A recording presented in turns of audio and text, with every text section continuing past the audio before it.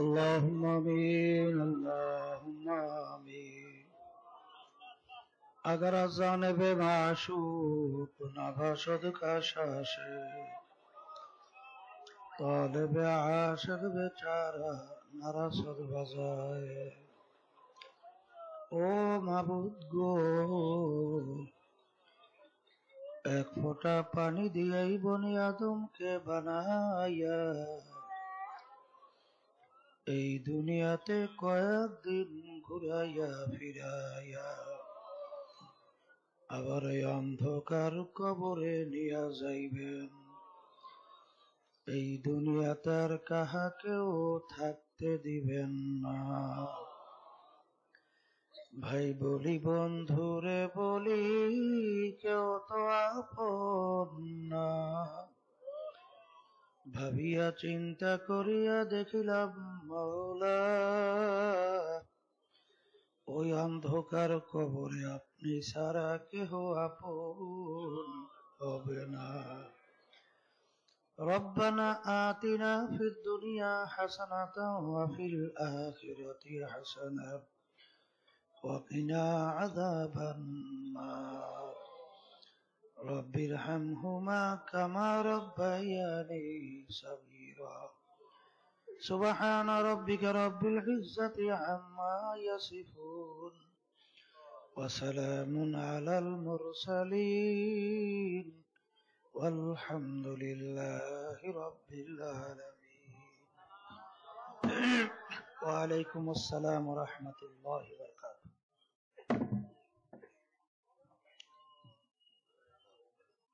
আলহামদুলিল্লাহ আলহামদুলিল্লাহ নাহমাদুহু ওয়া নাস্তাঈনুহু ওয়া নাস্তাগফিরুহু ওয়া নু'মিনু বিহি ওয়া নাতাওয়াক্কালু আলাইহি ওয়া নাউযু বিল্লাহি মিন শুরুরি আনফুসিনা. মান ইয়াহদিহিল্লাহু ফালা মুদিল্লা লাহু ومن يضلله فلا هادي له. ونشهد أن لا إله إلا الله وحده لا شريك له. ونشهد أن محمدا عبده ورسوله.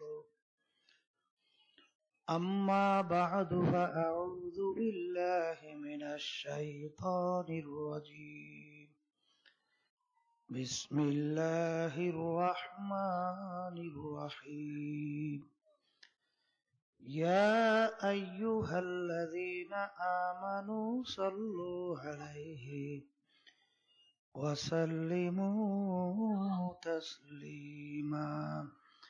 اللهم صل على سيدنا ونبينا شفيعنا وحبيبنا ومولانا محمد صلى الله عليه وعلى آله وأصحابه وبارك وسلم.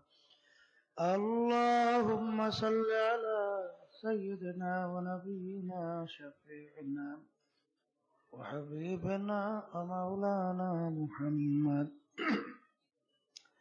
صلى الله عليه وعلى آله وأصحابه وبارك وسلم. اللهم صل على سيدنا ونبينا شفيعنا وحبيبنا ومولانا محمد صلى الله عليه وعلى آله وأصحابه وبارك وسلم.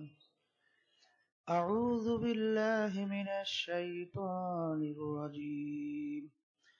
بسم الله الرحمن الرحيم. اليوم أكملت لكم دينكم وأتممت عليكم نعمتي ورضيت لكم الإسلام دينا. صدق الله العلي العظيم. শুকরিয়া আদায় করতেছি মহান রব্বুল আলামিনের দরবারে।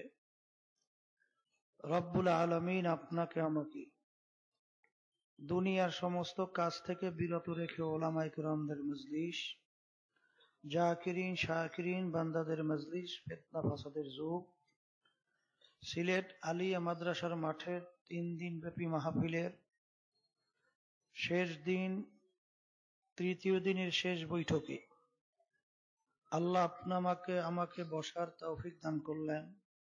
শুকরিয়া তার সবাই বলি আলহামদুলিল্লাহ। অনেক লোকের কানে মাহফিলের দাওয়াত পৌঁছার পরেও তারা কিন্তু আসে নাই। আবার তালাশ করলে দেখবেন বহু দূর থেকে কষ্ট স্বীকার করে আমার অনেক ভাইরা, পর্দার আড়ালের মা বোনেরা পাগলের মতো ছুটে চলে আসছে। মান জাদ্দা ওয়াজাদা, যে যেই জিনিস পাওয়ার জন্য চেষ্টা করে ওই জিনিস সে পাইয়াও যায়। বর্তমানে বাংলাদেশে শতকরা প্রায় 92 জনের মতো মুসলমান। নামাজের সময় দেখবেন 1000 লোকের ভিতরে 20-30 জন কম বেশি লোক নামাজ পড়ে, বাকি লোক নামাজই পড়ে না। আগের যুগে কোনো মুসলমান জানতই না নামাজ না পড়ে আবার মুসলমান দাবি করে কিভাবে। হিন্দু দাবি করলে হিন্দুদের একটা ধর্মীয় নিয়ম নীতি আছে না নাই? খ্রিস্টান দাবি করলে অন্যান্য ধর্ম অবলম্বী তাদের ধর্মীয় একটা নিয়ম আচরণ বিধি আছে। মুসলমান দাবি করলে মুসলমানদের ধর্মীয় কোনো নিয়ম নাই। আল্লাহ রাসূল সাল্লাল্লাহু আলাইহি ওয়াসাল্লাম বলছেন, মুসলমান এবং কাফের এর ভিতরে পার্থক্য হলো নামাজ। মুসলমান নামাজ পড়ে, কাফের নামাজ পড়ে না। কাফের কাকে বলে? যারা আল্লাহকে অস্বীকার করে। আস-সালাতু মিফতাহুল জান্নাহ, নামাজ হলো বেহেশতের চাবি। যারা বেহেশতে যাইতে চান, নামাজ ব্যতি রেখে আপনার জন্য বেহেশতের দরজা কিন্তু খুলবে না। আস-সালাতু মিরাজুল মুমিনিন, নামাজ হলো বান্দাবান্দি আল্লাহর মধ্যে দেখা সাক্ষাৎ কথোপকথন সম্পর্কের মাধ্যম। যারা আল্লাহর সঙ্গে সম্পর্ক করতে চান, নামাজ ব্যতি রেখে আল্লাহর সঙ্গে সম্পর্কের আর কোন রাস্তা নাই। ইন্নাস সালাতা তানহা আনিল ফাহশাই ওয়াল মুনকার, আল্লাহ রাব্বুল আলামিন বলছেন নামাজ তোমাদের সমস্ত খারাপ কাজ থেকে ফিরিয়ে রাখবে। এক সাহাবী নামাজও পড়তো, মাঝে মাঝে কিছু খারাপ কাজও করত।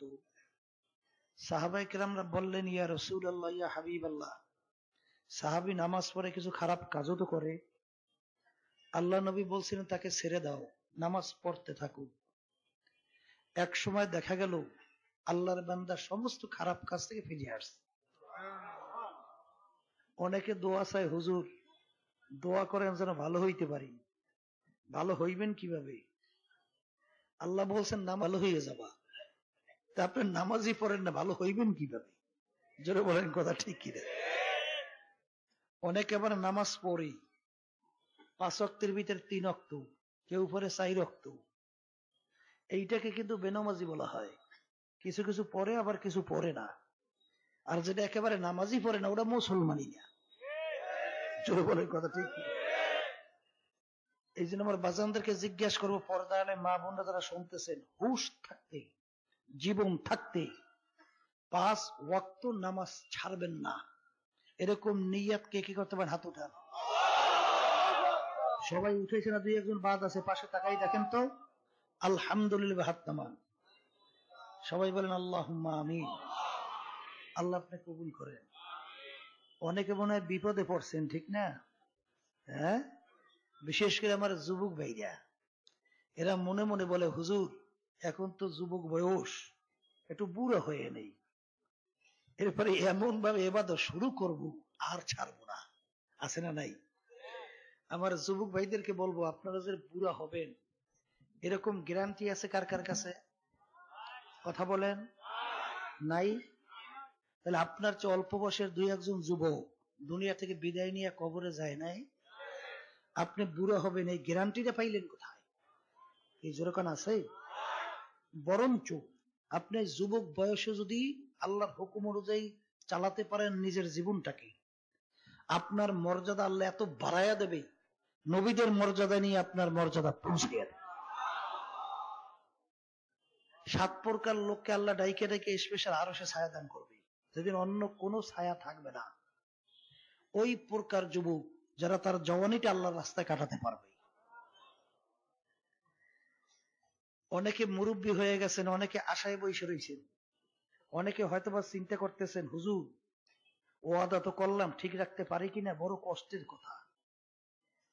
শীতের দিন ফজরের সময়, শীতও খুব বেশি পড়ছে, সুন্দর কম্বল মোড়া দিয়ে ঘুমাই, এই সময় উঠে হুজুর ওযু করিয়া নামাজ পড়া বড় কষ্ট না? কথা বলেন না কেন? আসলে কোনো কষ্ট নাই, কারণ আল্লাহ রাব্বুল আলামিন ওয়াদা করছেন ওয়াল্লাযীনা জাহাদু ফীনা লানাহদিয়ান্নাহুম সুবুলানা। যদি তোমরা আমাকে রাজি খুশির উদ্দেশ্যে রাস্তায় নামতে পারো, যত বিপদ মুসিবত আসুক আমি তোমাদের জন্য রাস্তা খুলে দেব। রাস্তা কে খুলবে? এত চিন্তা কিসে? কিভাবে যে খুলবে আল্লাহই ভালো জানে। ইউসুফ নবী আলাইহিস সালাতু ওয়াস সালামকে বিবি জুলাইখা 7টা দরজার ভিতরে তালা মারি আটকাইছে। দরজা কয়টা? তালাও মারছে।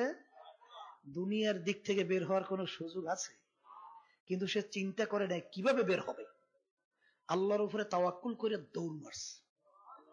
দৌড়ের সঙ্গে সঙ্গে আল্লাহ রাব্বুল আলামিন 7টা দরজায় তালা টাস টাস করে খুলে দিয়েছে।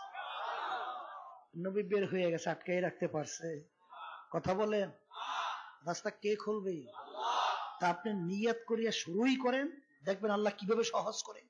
এই জোরে বলেন কথা ঠিক কিনা?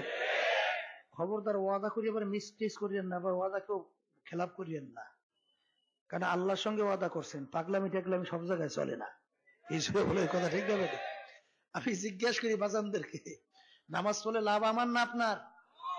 যে নিজের লাভ বোঝে না তার চেয়ে বোকা দুনিয়া থাকতে পারে? এই জন্য আমার ভাইদেরকে বলবো খবরদার, নামাজ ছাড়া যাইবে না। কি কথা ঠিক না? যাই হোক, 3 দিন ব্যাপী মাহফিলের আজকে শেষ দিন। চরমোনাই নমুনায় বলা হয়। চরমোনাই জিনিসটা কি এইটা আলহামদুলিল্লাহ আপনারা 3 দিন পর্যন্ত যারা আসছেন দেখছেন, এই প্রতিষ্ঠান প্রতিষ্ঠিত করে গেছেন আমার দাদা যান, এইটা পরিচালনা করে গেছেন আব্বা যান। আমরা তার শাগরেদরা চেষ্টা করতেছি নিয়ম অনুযায়ী চালাইতে। কথা বোঝেন নাই? উদ্দেশ্য একটাই, আল্লাহর পথ ভোলা বান্দা বান্দীদেরকে আল্লাহর সঙ্গে জোড়াইয়া দেওয়ার জন্য, অন্য কোনো উদ্দেশ্য নাই। বরঞ্চ আব্বাজান বলতেন যারা চরমনাইতে আসছেন 1 সবক 2 সবক 3 সবক নেওয়ার পরেও যদি আপনার আমল কোনো পরিবর্তন না আসে, আগে নামাজ পড়তেন না এখনো পড়েন না, আগে হারামের ভিতরে লিপ্ত ছিলেন এখন হারাম থেকে বাঁচতে পারেন নাই, আগে মিথ্যার ভিতরে লিপ্ত ছিলেন এখনো মিথ্যার ভিতরে লিপ্ত আছেন, আগে সুন্নাত তরিকায় চলতেন না এখনো সুন্নাত তরিকার উপরে চলেন না, অর্থাৎ এক কথায় আপনার কোনো পরিবর্তন আসে নাই, আব্বাজান বলতেন আপনাদের চরমনায় এসে কোনো লাভ নাই। কারণ আমি ডাক্তারের প্রেসক্রিপশনের মাধ্যমে আপনাদের রোগ উপকার হওয়ার সম্ভাবনা নাই, আর এক জায়গায় দৌড়ান, দৌড়ে যাইয়া রোহের চিকিৎসা কইরা নিজের আমলকে পুরাপুরি কোরআন এবং হাদিস অনুযায়ী সাজাইয়া তারপর দুনিয়া থেকে বিদায় নিয়ে কবরে যাওয়া লাগবে। একেবারে কথা পরিষ্কার। জোরে বলেন কথা ঠিক কিনা? এখন আমার বাজানদেরকে বলবো, বর্তমানে বাংলাদেশে বলছিলাম 92% জনের মতো মুসলমান। মুসলমান সন্তানদের ভিতরে দলের মতের অভাব না। কথা কন না? না ভুল বলছি? আমি যদি জিজ্ঞাসা করি যে আমরা যারা মুসলমান দাবি করি আমাদের সবের কলেমা এক না ভিন্ন? আল্লাহ নবী এক না ভিন্ন?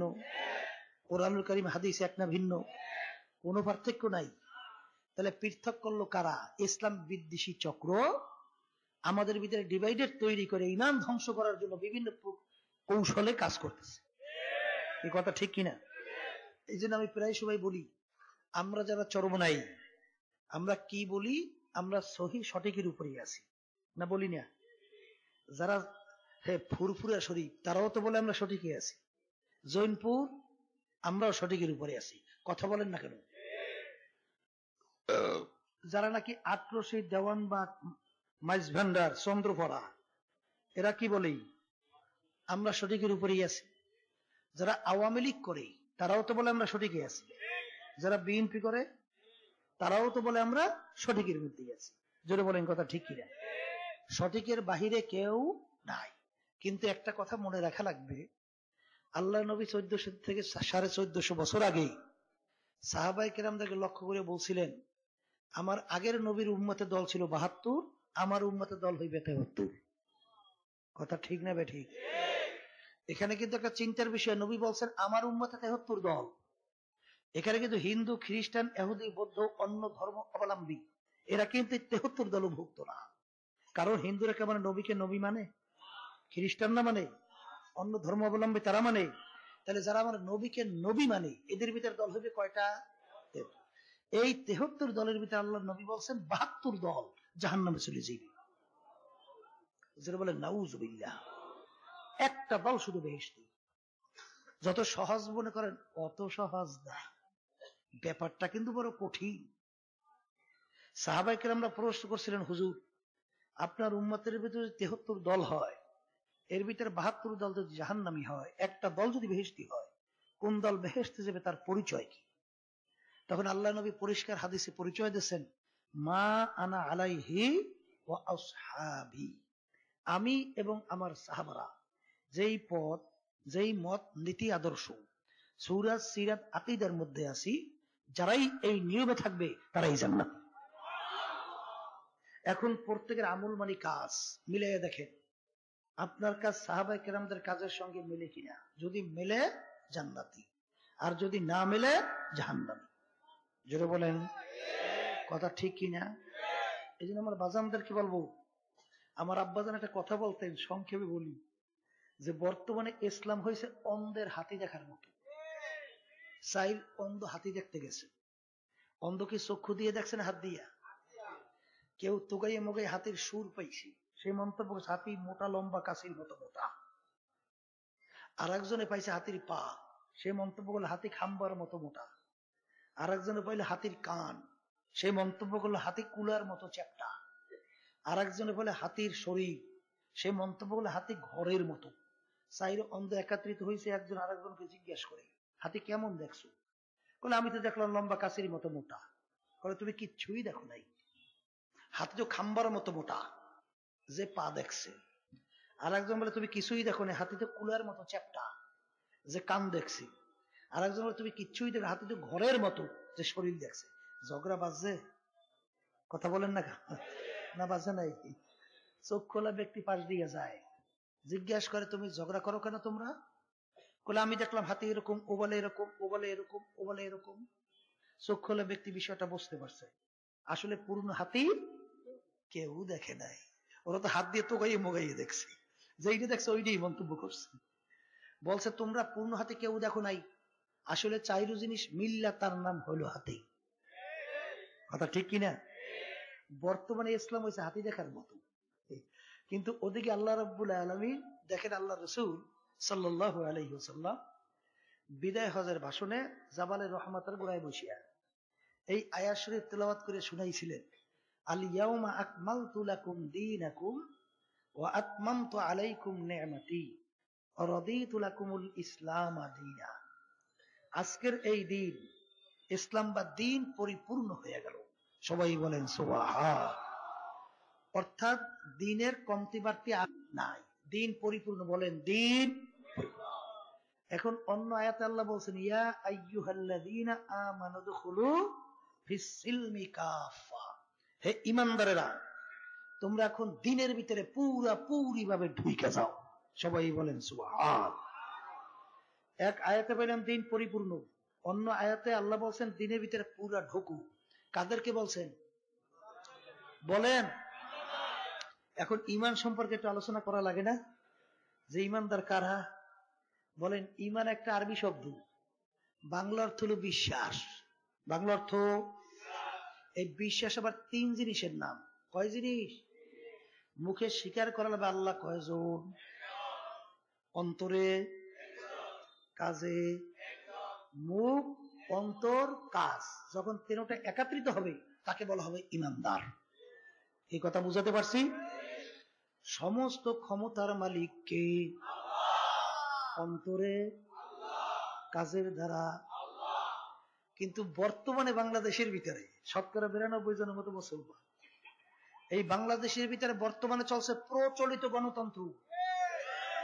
যেই প্রচলিত গণতন্ত্রের প্রবক্তা হলো আমেরিকার আব্রাহাম লিঙ্কন খ্রিস্টান, আমেরিকার প্রেসিডেন্ট ছিল। তার ধারাবাহিকতায় কিন্তু আজকে বাংলাদেশের ইউনিভার্সিটিতে ডারউইনের থিওরি পড়ায়। ডারউইন থিওরি দিছে মানুষ নাকি আল্লাহ সৃষ্টি করে নাই। যারা বলেন নাউজুবিল্লাহ, মানুষ নাকি বান্দর থেকে সৃষ্টি হয়েছে। কথা বোঝেন বাংলা? এইটা বাংলাদেশের বান্দর মার্কারা বিশ্বাস করছে, এই জন্য বান্দর মার্কারা পরে পড়ায়। কথা বোঝেন না? ডারউইন থিওরি দিছে মানুষ নাকি আল্লাহ সৃষ্টি করে, বানর থেকে সৃষ্টি হয়েছে। কিভাবে? কলে বানরের অনেক পার্টসের সঙ্গে মানুষের অনেক পার্টসের মিল আছে। কলতে বানর মানুষ হইলো কিভাবে? কলে জঙ্গলের ভিতরে লাফাইতে লাফাইতে গাছের সঙ্গে ঘষালাই গিয়া পশম পরিয়া লেস পরিয়া অটোমেটিক মানুষ হয়েছে। বলে এইটা কি সম্ভব? এটা কেমন কথা? বলে হবে না কেন? উদাহরণ দেয়, একটা বড় ব্যাঙ, বড় ব্যাঙের বাচ্চা হয় না কি? বাচ্চার কি লেজ আছে না নাই? শরীরটা লাল না ধলা না কালো? তাহলে লেজওয়ালা শরীর কালো। বড় হইলে লেজ থাকে আর শরীর কি কালো থাকে? অন্য রূপ ধারণ করে। ওই বান্দর মার্কা ডারউইন ও বুঝাইতে চায় যে এইভাবে যদি একটা ব্যাঙ ছোট থেকে বড় হইলে ওর রূপ পরিবর্তন হইতে পারে, তাইলে একটা মানুষের পার্সের সঙ্গে বানরের অনেক পার্সের মিল, তাইলে আস্তে আস্তে ঘষায় পশম পরিয়ে লেজ পরিয়ে মানুষ হইতে পারবে না কেন? বলেন নাউজুবিল্লাহ।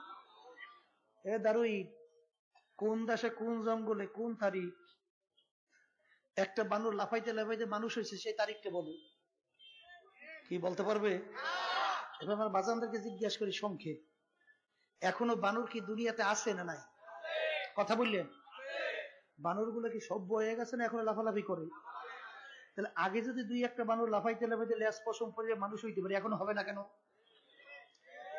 বলেন কথা ঠিক না ঠিক? বলে তাহলে ব্যাঙের বাচ্চা এখনো জন্ম হয় না? হয় না? কি এখনো লেজ হয়? শরীর কালো? তাহলে আল্লাহ রাব্বুল আলামিন সৃষ্টির পদ্ধতি বানাইছি ওইভাবে। যেটা বলেন কথা ঠিক না ঠিক? এই জন্য দেখবেন এক শ্রেণীর মানুষ রাস্তার পাশে দাঁড়াই দাঁড়াই প্রস্রাব করে, দেখছেন না? কোন মানুষ যার ভিতরে লজ্জা শরম আছে সে মানুষের ভিতরে দাঁড়াইয়ে প্রস্রাব করতে পারে? আল্লাহ ভালো জানে, বলতে পারি না। ওর হয়তো বা খেয়াল আমার পূর্বপুরুষ তো বান্দর। কথা বোঝেন নাই? বান্দর যদি হয়, বানরে কি বসে প্রস্রাব করে না দাঁড়াইয়া? তাহলে আমিও দাঁড়াইয়ে দাঁড়াই দিলাম ছাড়িয়া। জোরে বলেন নাউজুবিল্লাহ। নালে যার ভিতরে মানুষত্ব আছে সে কোনোদিন বৈশা সারা দাঁড়াইয়ে প্রস্রাব করতে পারে? এই বানর মার্কারা বর্তমানে এরা বলে মানুষ নাকি আল্লাহ সৃষ্টি করে নাই। জোরে বলেন নাউজুবিল্লাহ। এই জন্য আমার ভাইদেরকে বলবো, পর্দা আলে মা বোনদেরকে বলবো, এই বর্তমানে বাংলাদেশের ভিতরে যে প্রচলিত গণতন্ত্র চলছে, যে মানুষ নাকি ক্ষমতার মালিক না, না আল্লাহ নাকি ক্ষমতার মালিক না, সমস্ত ক্ষমতার মালিক নাকি জনগণ। বাইদা আল্লাহ ফরদা আল্লাহ অব আল্লাহ। আর তারা বলে কি? By the people for the people of the people. সমস্ত ক্ষমতার মালিক জনগণ। জোরে বলে নাউজুবিল্লাহ। আমার বাজানদেরকে জিজ্ঞাসা করব, যদি এই কথা কেউ যাই না সই না বিশ্বাস করে, ঈমান থাকবে? আমি আসতে বলছি, আপনারা আসতে বলছেন, ঈমান থাকবে? আচ্ছা বলেন তো, আপনার ঈমান যদি না থাকে আপনার নামাজের কি মূল্য? রোজার, অন্য ইবাদত, অন্যান্য কিছু কোনো মূল্য নাই? বর্তমানে নাউজুবিল্লাহ মিন যালিক এক শ্রেণীর আলেম ওলামার কথা শোনা যায়, তারাও নাকি নিঃশর্ত ভাবে এই প্রচলিত গণতন্ত্রের সহযোগিতা করে। বলে নাউজুবিল্লাহ মিন যালিক। আমি আমার বাজানদেরকে বলবো, আবার এক শ্রেণী বর্তমানে বের হয়েছে মন্দের ভালো। তারা কি বলে? মন্দের ভালো। আমি বাজানদেরকে জিজ্ঞাসা করি, বাংলাদেশে প্রায় 3.5 লক্ষের মতো মসজিদ আছে। 3.5 লক্ষ মসজিদের ভিতরে ইমাম আছে, মুয়াজ্জিন প্রায় 7 লাখ। বাংলাদেশের মধ্যে প্রায় 70,000-এর মতো মাদ্রাসা। কথা কন? তাহলে মাদ্রাসার মধ্যে লক্ষ লক্ষ উলামায়ে কেরাম, তলেবে ইলম কোটির কাছে কি নাই? আছে। বাংলাদেশের ভিতরে পীর মুরিদির অভাব আছে? এখানে কোটি কোটি মানুষ পীর মুরিদির সঙ্গে জড়াই আছে না? 92 জনের মতো মুসলমান বাংলাদেশ। এই বাংলাদেশের ভিতরে যদি ভালো না থাকে তখন তো আমরা মন্দের ভালো তালাশ করব। বলেন কথা ঠিক না ভাই? আর যদি ভালো থাকে সেখানে মন্দের ভালোর প্রশ্ন আসে? কথা বলেন না কেন? তাহলে যদি আজকে এই বাংলাদেশের ভিতরে আল্লাহ এবং আল্লাহর রাসূলের নীতি আদর্শ বাস্তবায়নের ক্ষেত্র না হয়, তাহলে এটা কি হবে আমেরিকায়, লন্ডন, আমাদের পাশের রাষ্ট্র ভারত? তাহলে এর তো দাবি রাখি সর্বপ্রথম ক্ষেত্র হলো বাংলাদেশ। ঠিক না বেটি? আমার বাজানদেরকে বলবো, অনেকে আবার বলে মন্দের ভালো বললে এক মহিলার আর এক মহিলার নেতৃত্বে কল্যাণ আসবে। জোরে মুখ খুলে বলে নাউজুবিল্লাহ। আমি আমার বাজানদেরকে জিজ্ঞাসা করি, আল্লাহ রাসূল সাল্লাল্লাহু আলাইহি ওয়াসাল্লাম কি বলছেন? যেই জাতির নেতৃত্ব দেবে মহিলারা, ওই জাতির কশ্চিন কালো কল্যাণ। মুখ খুলে কথা বললেন যেরকম আসবে। যদি কেউ বলে এক মহিলা আর এক মহিলার নেতৃত্বে কল্যাণ আসবে, আমি বললাম আপনি হাদিস পড়াতে পারেন, পড়তে পারেন, শুনতে পারেন, বিশ্বাস করেন নাই। বিশ্বাস করতেন কখনোই বাংলার জমিনে কল্যাণ আসতে পারে না, আসবে না, আছে না। যদি বলেন কথা ঠিক কিনা? এই জন্য ভাইদেরকে বলবো, আমার ভাইজানদেরকে বলবো, পর্দা আলে মা বোনদেরকে বলবো, আগে ইমান মজবুত করা লাগবে। এই কথা ঠিক কিনা? ইমান যদি মজবুত না থাকে, ইমান যদি ঠিক মতো না থাকে, তাহলে কোনো ভালো কাজের কোনো মূল্য নাই, নামাজের কোনো মূল্য নাই, রোজার কোনো মূল্য নাই, অন্য ইবাদতের কোনো মূল্য নাই। আমি অনেক সময় বলি, হিন্দুদের ভিতরে অন্য বিজাতিদের মধ্যে কি ভালো লোক নাই? ঘুষ খায় না আছে, সুদ খায় না আছে, মিথ্যা কথা বলে না আছে, এই জুলুম করে না আছে। আচ্ছা, তারা কি বেহেশতে যাবে? কেন যাবে না? কেন জোরে বলেন, যাবে না কেন? কি নাই? ঈমান না থাকার কারণে তার ভালো কাজের কোনো মূল্য না। এই জন্য অনেক সময় উদাহরণ দিয়ে বলি, পাতিলের তলে কিন্তু ছিদ্র। যত পানি পাতিলে রাখবেন, এক ফোঁটা পানিও পাতিলে জমবে না। আর পাতিলের তলে যদি ভালো থাকে, এক ফোঁটা পানি পাতিলে রাখবেন, এক ফোঁটা পানি পাতিলে জমবে। ঈমান থাকবে তো ছোট্ট আমল কাজে লাগবে, ঈমান নাই বড় আমলে কোনো মূল্য না। এই জন্য আমার ভাইদেরকে বলবো, পর্দা আলে মা বোনদেরকে বলবো, যে আমি আপনাদের সামনে আয়াত শরীফ তেলাওয়াত করে শুনেছিলাম, দিন পরিপূর্ণ। দিনের ভিতরে আল্লাহ পুরা ঢুকতে বলছেন নাকি? আমার আব্বাজান রহমাতুল্লাহি আলাইহি একটা উদাহরণ দিয়ে বলতেন, কেউ যদি মসজিদের ভিতরে এক পা রাখো আর এক পা যদি বাহিরে রাখো, কেউ বলবে লোকটা পুরা মসজিদে, বলবে পুরা বাহিরে, বলবে লোকটা পুরা মসজিদেও না বাহিরেও, মাঝামাঝি জায়গায় আছে। দুই পা দিয়ে যখন ঢুকবে পুরা মসজিদে ঢুকছে, দুই পা দিয়ে বের হবে লোকটা পুরোপুরি মসজিদ থেকে বের হয়েছে। কি কথা ঠিক কিনা? ঠিক। আমার বাজানদেরকে বলবো, মা আতাকুমুর রাসূলু ফাখুযুহু ওয়া মা নাহাকুম আনহু ফান্তাহু। আল্লাহ রাসূল যাকে দিয়ে আসছেন আঁকড়াইয়া ধরো, যার থেকে নিষেধ করেছেন পুরাপুরি ফিরিয়ে থাকো। কি কথা ঠিক কিনা?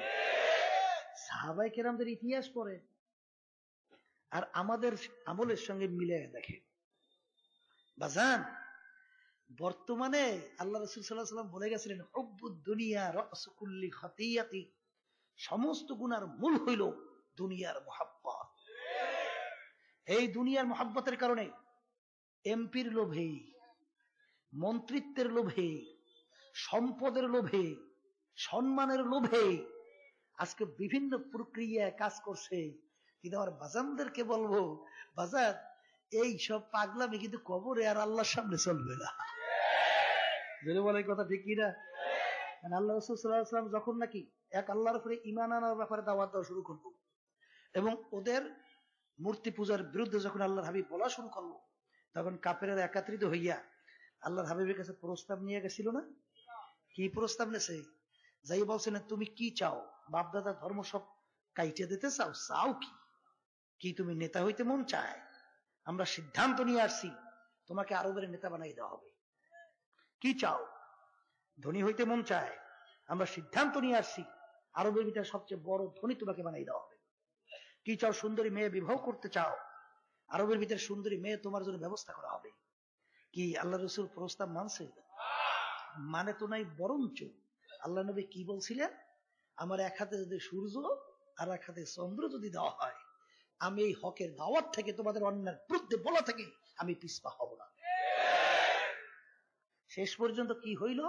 আল্লাহ নবী তার জন্মভূমি মক্কায় থাকতে পারে নাই। কোথায় যায়? হিজরত করে যায় কোথায়?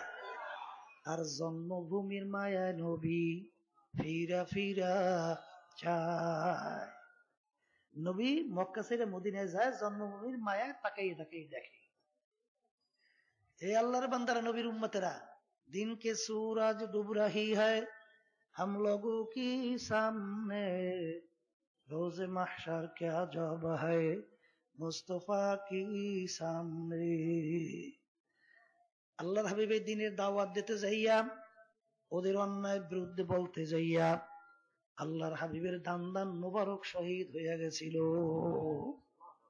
আল্লাহর হাবিবের মাথার ভিতরে হেলমেট ভেঙে ঢুকে গেছিল। আল্লাহর হাবিবের শরীর মোবারক থেকে রক্ত মোবারক বের হইয়া জুতা মোবারক আটকে গেছিল। এক যুদ্ধের ময়দানে ঘোষণা হইল, উতিলা মুহাম্মদ, আল্লাহর নবী আর দুনিয়াতে নাই। মুসলমান পাগলের মতো দৌড়াদৌড়ি শুরু করলো।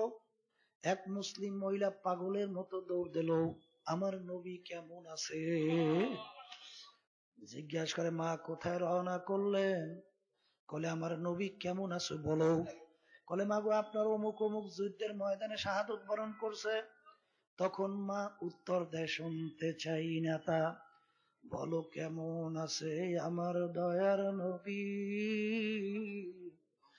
আমরা যে তার আদরের উম্মত, উম্মতে করলাম কি।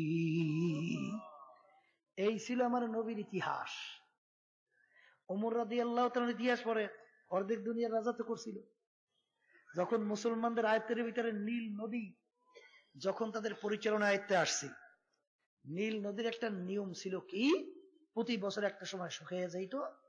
একটা জীবিত মেয়েকে যদি বলি দেওয়া হইতো জবাই, তাহলে পানি জারি হইত। কথা বুঝেন নাই? এখন মুসলমানদের আয়ত্তে যখন আসছে, নিয়ম অনুযায়ী নীল নদীর পানি শুকাইছে। ওই পানি দিয়া এলাকার লোক ফসল আদি করে, পানি খাইয়া জীবন বাঁচায়। কত বড় কঠিন ব্যাপার।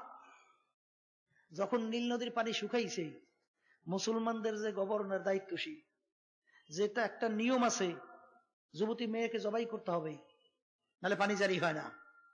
আর আমরা এই পানি দিয়ে ফসল করি, আমরা পানি খেয়ে বাঁচি।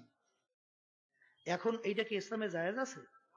কথা বলেন না, জায়েজ তো নাই। এখন জায়েজ তো নাই। এখন আমিরের কাছে সংবাদ পৌঁছে, আমিরুল মুমিনিন ওমর ফারুক রাদিয়াল্লাহু তাআলা তিনি বলেন, সর্বনাশ, বলো কি, একটা মেয়ে জবাই করতে হবে, তারা পানি জারি হবে? তিনি নীল নদীর কাছে চিঠি লেখে। কার কাছে? আমরা যদি দেখতাম কি বলতাম, কি বলতাম, কি এদি পাগলের দল। নদীর কাছে চিঠি লেখে, আমির নদীর কাছে চিঠি লেখে, হে নীল নদী, যদি তুমি আল্লাহর হুকুমে জারি হও তাহলে হও, আর যদি আল্লাহর হুকুমে জারি না হও, তোমার পানি আমাদের লাগবে না। Direct action. দুধকে বলল নিয়ে চিঠি নীল নদীর ভিতরে ফেলাইয়া দাও। চিঠি নিয়ে ফেলায় কোথায়? নীল নদীর মধ্যে। যখন নাকি চিঠি নিয়ে নীল নদীতে ফালাইল, কথার কথা ফালাইতে দেরি, সুম সুম সুম সুম করে নীল নদ পানিতে ভরিয়ে গেছে। ওই যে পানি জারি হয়েছে, আজ পর্যন্ত আর নীল নদীর পানি শুকায় না। ওয়ালা নাবলুয়ান্নাকুম, আমার মাওলা আগেই ঘোষণা করেছেন, আমি অবশ্যই তোমাদের পরীক্ষা করবই করব। পরীক্ষা না দিয়া, পাস না কইয়া কেউ বেহেশতে ঢুকতে পারবেন না। বিভিন্ন কায়দায় কায়দায় আল্লাহ পরীক্ষা ফেলাইবে। এই পরীক্ষার টেকা লাগবে না? কি কথা বলেন না কেন? আর আগে যদি জোয়ারে ফ্যাক্টটা বাসাই তাহলে তো ভালো করে টেকবেন। কি কথা ঠিক? এই জন্য আমার বাজানদেরকে বলবো, দিন পরিপূর্ণ, দিনের ভিতরে পুরোপুরি ভাবে ঢোকা লাগবে। কথা ঠিক? এখানে আল্লাহ হাবিব যাহা কিছু নিয়ে আসছেন আকড়াই ধরা লাগবে, যার থেকে নিষেধ করেছেন ফেরা লাগবে। আল্লাহ হাবিবের মৌলিক 4টা কাজ ছিল। কয়টা? আমি অনেক সময় উদাহরণ দিয়ে বলি, ছাত্র যদি 10 সাবজেক্টে পরীক্ষা দেয়, 9 সাবজেক্টে যদি 99.99 নম্বর পায়, ছাত্র পাস না ফেল? হ্যাঁ, এক সাবজেক্ট যদি ফেল করে ছাত্র পাস না ফেল? ফেল না? আর যদি 10 সাবজেক্টে গড়ে 33 নম্বর পায়, সবাই বলেন না কেন? দেখেন, গড়ে 33 নম্বর পাওয়ার কারণে ছাত্র কিন্তু পাস। আর 9 সাবজেক্টে 99.99 নম্বর পাওয়ার পরেও ছাত্র কিন্তু পাস করে নেয়। এই জোরে বলেন কথা ঠিক কিনা? আল্লাহ রসুলের মৌলিক কয়টা কাজ ছিল? 1 নম্বরে মুখস্থ করেন দাওয়াত, 2 নম্বর তালিম, 3 নম্বর তাজকিয়া নফস, 4 নম্বর জিহাদ। 4 নম্বর, এই 4টা একত্রে প্রতিটা মুসলমানের ভিতরে থাকা লাগবে। যদি একটা কমতি হয় তাহলে কি সে পূর্ণ মুসলমান হইতে পারে না। দাওয়াত যদি না দেন, মানুষ দিন বুঝবে কিভাবে, দিনের পক্ষে আসবে কিভাবে? কি দাওয়াত দেওয়া লাগবে না? দিনের পথে আসার পরে কোনটা ভালো, কোনটা মন্দ, কোনটা হারাম, কোনটা হালাল, কোনটা জায়েজ, কোনটা নাজায়েজ, এই এলেম জানা লাগবে না? এই এলেম শিক্ষা করা লাগবে না? এই ক্ষেত্রে আমার আব্বাজান বলতে, চরমনায়ের কোন মুজাহিদ মূর্খ থাকতে পারবে না। প্রত্যেকটা চরমনায়ের মুজাহিদকে আলেম হওয়া লাগবে। অনেকে বলতে পারেন, হুজুর বুড়ো বয়সে দাওরা হাদিস কামেল পাশ করবো কিভাবে? এই দাওরা হাদিস পাশ করার নাম, কামেল পাশ করার নামই শুধু আলেম না। এলেম আমল করার জন্য যতটুকু এলেম দরকার, ততটুকু এলেম শিক্ষা করা প্রতিটা মানুষের জন্য জরুরি। জোরে বলেন কথা ঠিক কিনা? এই জন্য আমার ভাইদেরকে বলবো, এলেম লাগবে। 3 নম্বর বলছি তাজকিয়া নফস, অর্থ কি? আত্মশুদ্ধি। আত্মশুদ্ধি ফরজ, ওয়াজিব না সুন্নাত? সবাই মুখ খুলে কথা বললেন। এটা ফরজ না? এইটাও কিন্তু ফরজ। কারণ আল্লাহ রাব্বুল আলামিন কুরআনুল কারীমে এক সূরার ভিতরে বলছেন, ক্বাদ আফলাহা মান যাক্কাহা ওয়া ক্বাদ খাবা মান দাসসাহা। যারা আত্মাকে পবিত্র করতে পারবা তারাই নাজাত পাইয়া জান্নাতেও যাইতে পারবা। এই আত্মশুদ্ধি আমাদের ভিতরে না থাকার কারণেই যত গন্ডগোল বর্তমানে চলছে। এই জোরে বলেন কথা ঠিক কিনা? আমি বলতে পারি না। আমি পীরের দিক থেকে ছোট পীর নাকি? আমি মুহাদ্দিসের দিক থেকে ছোট মুহাদ্দিস নাকি? আমি শাইখুল হাদিসের দিক থেকে ছোট শাইখুল হাদিস? কথা হয় না। জোরে বলেন কথা ঠিক না? ঠিক। এই আমি ক্ষমতার দিক থেকে কি ছোট নাকি? বাজান ভালো করে বুঝছেন, এই যে আত্মার রোগগুলোর ভিতরে 10টা রোগের ভিতরে একটা হলো বড় রোগের নাম বলে তাকাব্বুরি। আমি বড়, আমি পীরের দিক থেকে বড়, আমি মুফতির দিক থেকে বড়, আমি মুহাদ্দিসের দিক থেকে বড়, আমি টাকা পয়সার দিক থেকে বড়, আমি ক্ষমতার দিক থেকে বড়, আমি সম্মানের দিক থেকে বড়, আমি বংশের দিক থেকে বড়। যার ভিতরে 1 জাররা পরিমাণ তাকাব্বুরি থাকবে সে বেহেশতের ঘেরানো পাবে না। আমার আব্বাজানের কথা শুনছিলাম, যখন নাকি কেউ মোবাইল করত, জিজ্ঞেস করতে আপনি কে? কলে আমি ফজলুল করিম। কলে কি পিসা হুজুর চরমোনাই ফজলুল করিম মাওলানা সৈয়দ সেই ফজলুল করিম? কলে আমি ফজলুল করিম। কথা বলছে। আবার পোস্টারের ভিতরে এক জায়গায় আব্বাজানের নাম লেখছিল যে আল্লামা অমুক সমুক তমুক কইয়েটই হাইবার সৈয়দ মাওলানা মুফতি অমুক সমুক ফজলুল করিম। তার আব্বাজান বলছেন সব কাটো, সব কাটো। আমি আল্লামা নাকি হাতে মাওলা জানি। বলেন কথা ঠিক না ভাই? আর বর্তমানে যদি আমাদের পিছনে লকব লাগানো না লাগানো হয়, আর যদি বড় বড় উপাধি না দেওয়া হয়, রাগের সুটে, এই বেটা তুই জানো না যে আমি অমুক, আপনি অমুক সবুজ এত বুঝবেন কবরে যাওয়ার পরে। এই জন্য আব্বাজান রহমাতুল্লাহ একটা কথা বলতেন যে আমি ফজলুল করিম দুনিয়া থেকে বিদায় নিয়ে কবরে যাওয়ার পরে যদি ফুলের মালা একটার পর একটা গাইতে আমার কবর ভরিয়ে রাখো, আর আমার মাওলা যদি আমাকে মাপ না করে, আমার ওই ফুলের মালা কিছু আসে যায় না। আর যদি আমি ফজলুল করিম দুনিয়া থেকে বিদায় নিয়ে কবরে যাওয়ার পরে জুতার মালা একটার পর একটা গাইতে আমার কবর ভরিয়ে রাখো, আর আমার মাওলা যদি আমাকে মাফ করিয়ে দেয়, ওই জুতার মালা আমার কিছু আসে যায় না। এই জন্য আল্লামা জিলি রহমাতুল্লাহি আলাইহি লিখছিলেন, কবরে যাইয়া মাপ পাওয়ার আগ পর্যন্ত নিজেকে নিজে একটা শুয়োরের চেয়ে ভালো মনে করা যায় না। কথা ঠিক না বে ঠিক?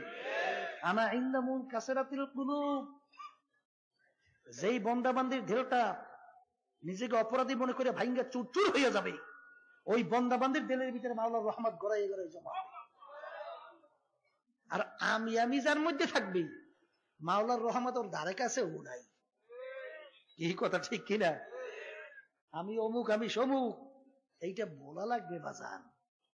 এইটা তাকাব্বুরি, এটা হলো ইবলিসের খাসলাত। আল আল কেবরু রিদাই, তাকাব্বুরি হলো আমার মাওলার খাস পোশাক। একমাত্র আল্লাহ ছাড়া কেউ তাকাব্বুরি করার ক্ষমতা নাই।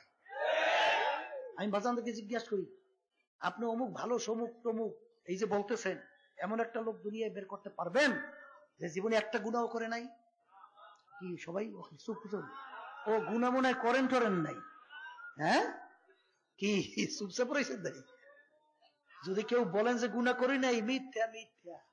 কারণ আল্লাহ নবী বলছেন কুল্লুকুম খাত্তাউ, তোমরা সবাই গুনাহগার। গুনাহগার ছাড়া কেউ আছে? তা আপনাদের যে গুনাহটা মাফ হয়ে গেছে এরকম গ্যারান্টি আছে কার কার? নাই, কোন সার্টিফিকেট নাই। তাহলে ওই একটা গুনার বিনিময়ে জাহান্নামের শিকল হাতে পায়ে লাগতে পারে না? পারে না।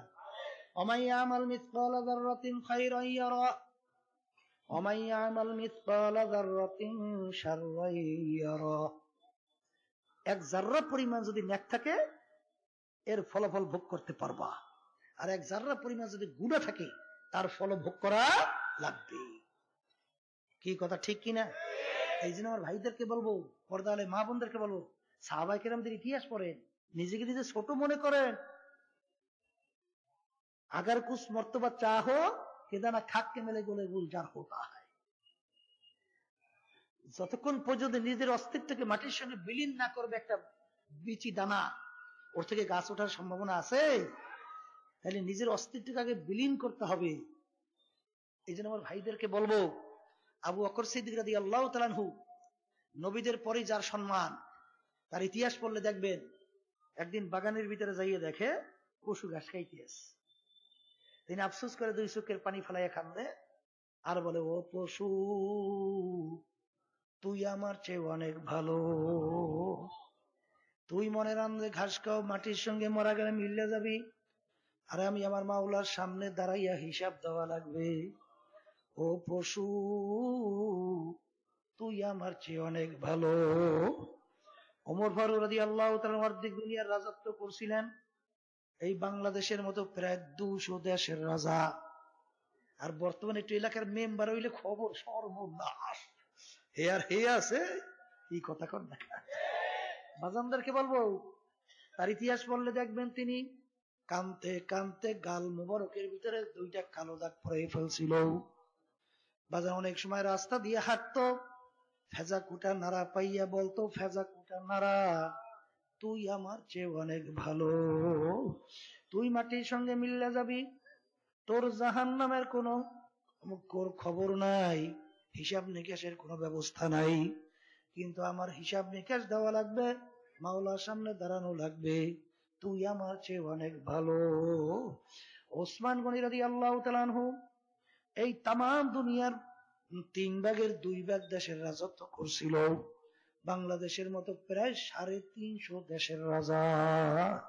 তার ইতিহাস পড়লে দেখবেন অনেক সময় কবর দেখলে এমন ভাবে অজরে কাঁদতো, কাঁদতে কাঁদতে অনেক সময় ঠাস করে বইসা পড়তো। লোকেরা বলে, হুজুর আপনি কবর দেখলে এরকম কেন অস্থির হইয়া যা? তখন তিনি বলে, ও আমার সাথীরা, আখিরাতের যেই কটা ঘাটি আছে তার প্রথম নম্বর ঘাটি হলো কবর। এই কবরে যার সঙ্গে ভালো ব্যবহার হবে, সামনের ঘাটিতেও ভালো ব্যবহারের আশা করা যায়। এই জন্য আমি কবর দেখলে সহ্য করতে পারি না। বাজান রে, আমাদের এই তরিকার মুরব্বী রশিদ আহমদ গঙ্গী রাহমাতুল্লাহ আলাইহি, যার উপাধি ছিল কুতুবুল আলম, দেওবন্দ মাদ্রাসার বড় মুরব্বী মুহাদ্দিস ছিলেন। 1 লক্ষর মতো হাদিস তার শুধু মুখস্থই ছিল। তার ইতিহাস পড়লে দেখবেন তিনি বুড়া বয়সে কানতে কানতে চক্ষু দুইটা অন্ধ হইয়া গেছিল। লোকেরা বলে হুজুর চক্ষু অপারেশন করেন ভালো হবে। তিনি বলে ও আমার সাথীরা, হাদিসের ভিতরে আসছে কিয়ামতের ময়দানে আমার মাওলা অন্ধের কাছে কোনো প্রশ্ন করবে না। আমি চাই রশিদ আহমদ কিয়ামতের ময়দানে অন্ধ অবস্থায় উঠতে। আল্লাহু আল্লাহ। বাজান বড় পীর আব্দুল কাদের জিলানী রাহমাতুল্লাহ আলাইহি ইতিহাস পড়লে দেখবা একদিন মাওলার ঘরের সঙ্গে জোরে জোরে মাতালের টাকায়, আর মাওলার দিকে ফিরিয়া ফিরিয়া বলে মাবুদ গো, তুমি যদি আমাকে মাপ নাই করো, কিয়ামতের ময়দানে তুমি আমাকে অন্ধ কইরা উঠাইও। দুনিয়ার মানুষ আমাকে বড় বিশ্বাস হুজুর বলছে, আরে কিয়ামতের ময়দানে যদি জাহান্নামের শিকল হাতে পায়ে লাইগা যায়, আমার কি উপায় হবে? এক তো লজ্জা, অন্যদিকে আযাব আর আযাব। তুমি আমাকে অন্ধ করিয়া উঠাইও। আল্লাহু বাজান ভালো করে মনকে বুঝাও, তারপর কবরে রওনা করো বাজান। আল্লাহু আল্লাহ। আমাদের ইমামুল আযম আবু হানিফা রাহমাতুল্লাহ আলাইহি তার ইতিহাস পড়লে দেখবেন 40 বছর পর্যন্ত এশার ওযু দিয়া ফজরের নামাজ আদায় করছে। এর অর্থ কি ওযু যায় নাই তা না, 40 বছর পর্যন্ত বিছানায় পিঠ লাগাইয়া ঘুমায় না। তার ইতিহাস পড়লে দেখবেন আল্লাহ, তিনি একদিন কলসি ভরা পানি নিয়ে রওনা করলো। এক লোক বলে হুজুর আপনার সঙ্গে একটু কথা আছে। বলো বাবা। বলে হুজুর একটু সময় লাগবে, বসা লাগবে। হুজুর বসলেন, ভরা কলসি মাথার উপরে। হুজুর কলসি নিচে রাখেন, কষ্ট হয় না? হুজুর কলসি নামায় হাঁটুর উপরে রাখলেন। বলেন হুজুর মাটির উপরে রাখেন। তখন তিনি বলে ও আমার সঙ্গীরা, আল্লাহু আল্লাহ, আমার কলসির তলিটা ভিজা। এই ভিজা কলসি যদি আমি মাটির ভিতরে রাখি, যদি কিছু মাটি আমার কলসির তলির সঙ্গে চইলা যায়, কিয়ামতের ময়দানে আমার মাওলা যদি জিজ্ঞাসা করে আবু হানিফা তুমি অমুকের জমিনের মাটি না বইলা কেন নিয়ে আসছো, উত্তর দাও। তিনি কিন্তু এই মাসালা দিছেন এতটুক মাটি অন্যের জমিন থেকে নেওয়া নাকি নাজায়েজ না। যেমন আমরা ঢিলা কুলুক ব্যবহার করি, এতটুকু মাটি দ্বারা জমিনের কোনো ক্ষতি হয় না। এতটুকু মাটি নেওয়া কিন্তু তিনি বলছেন জায়েজ, কিন্তু তার থেকে তিনি পরহেজ করছেন। কারণ কি? হাসানাতুল আবরার সাইয়্যাতুল লিল মুকাররাবিন। নেককারদের নাকি মুকাররাবিন বান্দা-বান্দী যারা আল্লাহর নৈকট্যে পৌঁছে যায়, তাদের জন্য ওইটাও গুনাহ। তার ইতিহাস পড়লে দেখবেন তিনি একদিন তাহাজ্জুদের নামাজ পড়তেছে, আয়াত শরীফ তেলাওয়াত করতে করতে আয়াত সামনে আসলো, আমতাজুল ইয়াউমা আইয়ুহাল মুজরিমুন। কিয়ামতের ময়দানে আমার মাওলা যখন ঘোষণা করবে, ও নাফরমানের দলেরা, তোমরা আমার বান্দা-বান্দী থেকে পৃথক হইয়া যাও। তার ভিতরে এমন ভয় আইসা গেল, শরীর থরথর করে কাঁপুনি আইসা গেল, দুই চক্ষু দিয়া বাইয়া বাইয়া পানি পড়ে, আর বারবার ঘুরে ঘুরে আয়াত শরীফ তেলাওয়াত করে, মাবুদ গো, কিয়ামতের ময়দানে তুমি যেদিন পৃথক করবা, সেদিন আমি আবু হানিফা যদি নাফরমানের কাতারে পড়িয়া যায়, আমার কি উপায় হবে? এই কথা চিন্তা করিয়া দুই চোখের পানি টপ টপ টপ টপ করে বাইয়া বাইয়া পড়ে, আর বারবার ঘুরাইয়া ঘুরে আয়াত শরীফ তেলাওয়াত করে, আমতাজুল ইয়াউমা আইয়ুহাল মুজরিমুন। বাজান সারা রাত্র চইলা গেল, রুকু সেজদা করার আর পায় নাই। এই ছিল তাদের ইতিহাস। আর বর্তমানে আমরা বলি আমি পীর, আমি মুফতি, আমি মুহাদ্দিস, আমি সাইকুলা দিস, আমি অমুক সমুক তমুক। ফাসাও ফাতার ইদিন কাশাফাল গুবারো আফারাসুম তাহতার জেলকা আম হিমারো। বাজান ভালো করে মন কি বুঝো রে মন, এক যুগের ভিতরে কেউ যদি ঘোড়ার পিঠে সওয়ার হইতো, সে সমাজের ভিতরে সম্মানিত ব্যক্তি বইলে পরিচয় লাভ করত। এক ব্যক্তি সম্মান কামাই করার জন্য অন্ধকারের ভিতরে একটা গাধার পিঠে সওয়ার হইয়া যায়, আর বলে আমি অমুকের ছেলে অমুক, আমি ঘোড়ার পিঠে সওয়ার হইয়া যাই।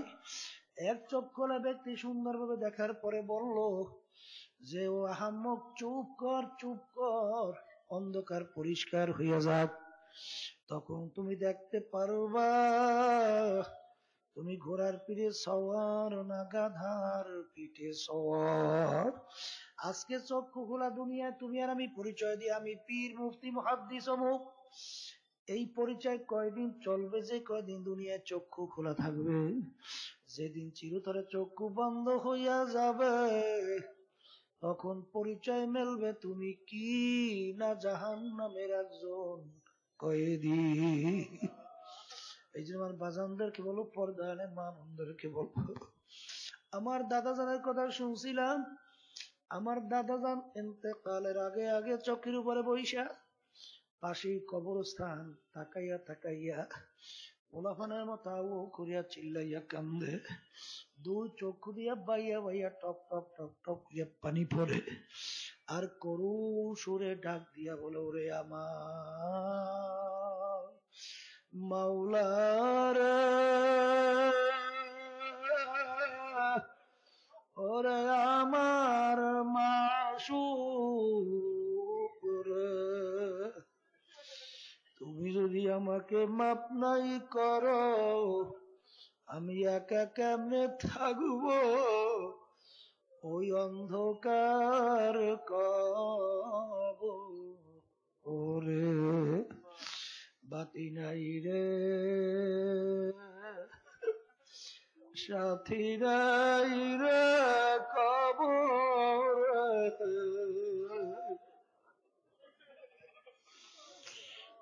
এই কবরের যাত্রীরা ও আল্লাহর বান্দারা ও পর্দার আড়ালের মা বোনেরা, যেই কবর তোমার আমার জন্য অপেক্ষা করতেছে, ওই কবরে তো বাতি নাই সাথীও নাই, ওই কবরে তো বিছানাও নাই, ওই কবরে তো বালিশও নাই। আল্লাহ নিচে মাটি পাশে মাটি, উপরেতে চাপা মাটি।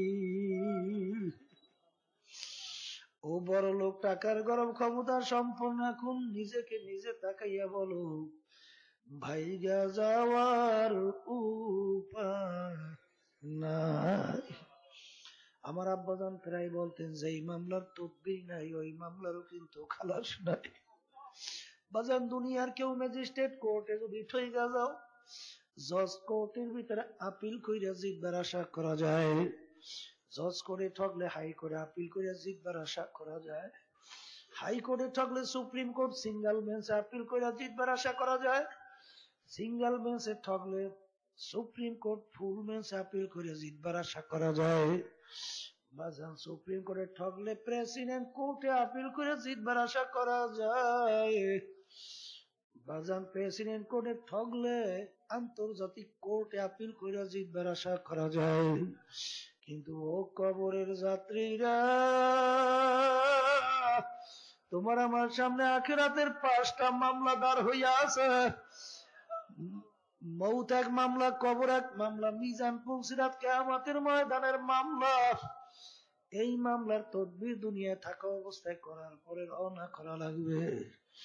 আল্লাহু আল্লাহ। এই জন্য আমার বাজানদেরকে বলবো, পর্দা আলে মা বোনদেরকে বলবো, তাকাব্বুরি দূর করা লাগবে। আর একটা রোগের নাম হলো হিংসা, পর উন্নতি দেখে সহ্য করতে না পারা। কিন্তু বাজান ভালো করে যাই না রাখো, যেই বাতি আমার মাওলা জ্বালাবে, ওই বাতি নিভাবার শক্তি দুনিয়ার কোন মানুষের নাই।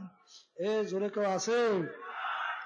বরঞ্চ যারা হিংসা করবাল হাসাদু ইয়াকুলুল হাসানাত কামা ইয়াকুলুন নারুল হাতাব আও কামা ক্বালা আলাইহিস সালাতু ওয়াস সালাম। আল্লাহর নবী বলছেন, যার ভিতরে হিংসা থাকবে তার নেকিগুলো এইভাবে ধ্বংস হইয়া যাইবে, যেরকম নাকি বোঝাইকৃত লাকড়ি এক পাশ থেকে যদি আগুন ধরাইয়া দাও, ওই আগুন যেরকম সমস্ত লাকড়ি জ্বালাইয়া সব ছারখার করিয়া শেষ করে দেয়, এরকম তোমার সমস্ত আমল হিংসার আগুনে জ্বালাইয়া সব আমল নামা খালি কইরা দিবে। বাজান, যদি হিংসার কারণে কোনো বাতি তুমি নিভাইতে যাও, তোমার সোস মোস পড়বে, বাজান বাতির কিছু হবে না। জোরে বলেন কথা ঠিক না ভাই? ঠিক। আর একটা রোগের নাম হলো রিয়া, অন্যকে দেখাবার জন্য ইবাদত। যখন আমরা নামাজের ভিতরে প্রকাশ্যে কেরাত পড়ি, কত সুন্দর টাইনা টাইনা মাখরাজ আদায় করি, একালেবের জায়গায় অনেক সময় 3 আলিফ টানি, কিন্তু যখন একা একা নামাজ পড়ি তখন কি পড়লো নিজেও বুঝলো না, মাওলায়ও বুঝলো না। জোরে বলেন নাউজুবিল্লাহ। তাহলে বোঝা গেল ওই নামাজটা তুমি পড়ছো মানুষকে দেখাবার জন্য। জোরে বলেন কথা ঠিক না ভাই? ঠিক।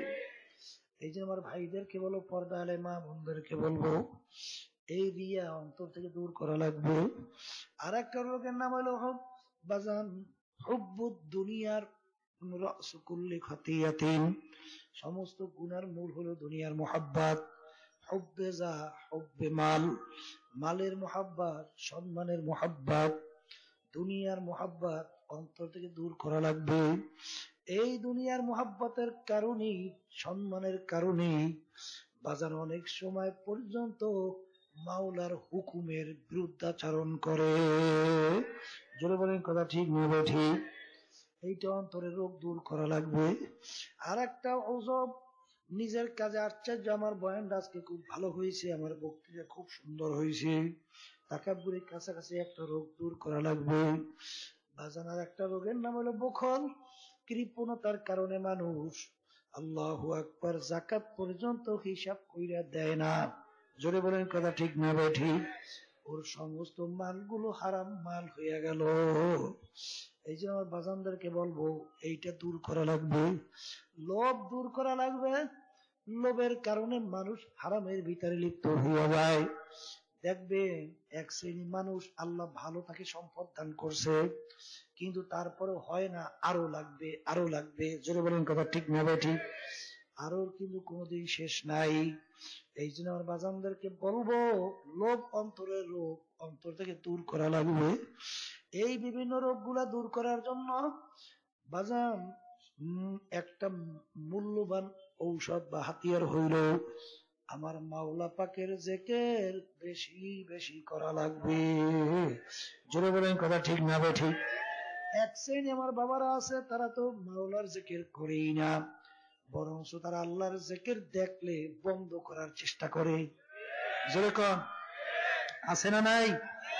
আমি আমার ভাইদেরকে জিজ্ঞাসা করব, আল্লাহর জিকির করবে না শয়তানের জিকির করবে?